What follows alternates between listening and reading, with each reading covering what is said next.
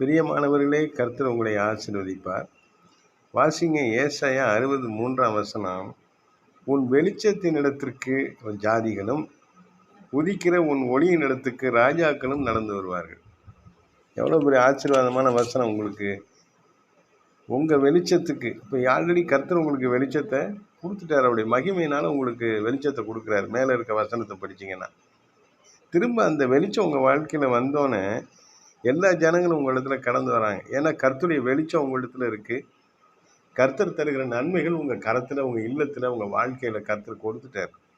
அடுத்தது பார்த்தீங்கன்னா, உதிக்கிற உன் ஒளியின் இடத்துக்கு ராஜாக்கள், பெரிய பெரிய பிரதானிகள், மிகப்பெரிய மனிதர்கள், இவங்கெல்லாம் உங்களை தேடி வருவாங்க. இது வாக்குத்தத்தம். இது ஒவ்வொரு உண்மையான கர்த்தருடைய பிள்ளைகளுடைய வாழ்க்கையில் நிறைவேறும். ஒரு சாதாரண ஒரு மனிதனாக இருக்கலாம். கர்த்தர் அவனை தொட்டார் என்று சொன்னால் அவன் மிகப்பெரிய கனத்திற்குரிய மனிதனாய் மாற்றப்படுகிறான். நீங்களும் அப்படி தான். என்றைக்கு ஆண்டவராக இயேசு கிறிஸ்து சொந்த இரட்சகராக உங்கள் வாழ்க்கையில் ஏற்றுக்கொண்டீர்களோ அன்றைக்கி you R A honourable person. You are not a ordinary person. நீங்கள் வெளியேற பெற்றவர்கள். கர்த்தருடைய பார்வையில் மாத்திரமல்ல, மனிதர்களுக்கு பயன்படக்கூடிய பாத்திரமாய் கர்த்தர் உங்களை கனத்திற்குரிய பாத்திரமாய் ஆசீர்வதித்திருக்கிறார்.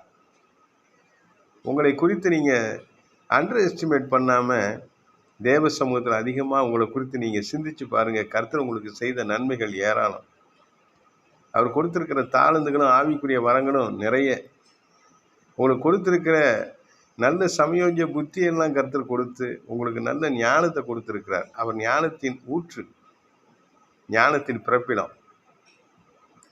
கர்த்தருக்கு பயப்படுகிறவர்களே ஞானிகள். கர்த்தர் ஆசீர்வதிக்கிற தேவன்.